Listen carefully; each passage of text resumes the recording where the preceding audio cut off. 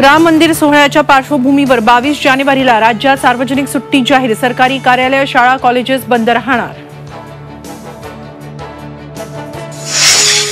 अयोध्येतील राम लल्लाच्या मूर्तीची पहिली झलक फक्त झी24 तासवर 22 जानेवारीला होणार मूर्तीची प्राणप्रतिष्ठा। पवार गटाचे आमदार रोहित पवारांना ईडीची नोटीस। बारामती ॲग्रो आणि इतर कंपन्यांचे आर्थिक व्यवहार ईडीच्या रडारवर, तर बॉडी बॅग्स घोटाळ्याप्रकरणी किशोरी पेडणेकरांना ईडीचा समन्स। लहानपणी हक्काच्या घरात राहणं स्वप्न होतं। सोलापुरात कामगारांच्या घरांचं वाटप करताना पंतप्रधान मोदी भावूक। आधी 54 लाख लोकांना प्रमाणपत्र द्या, तरच सगळ्या सोयऱ्यांचा फायदा।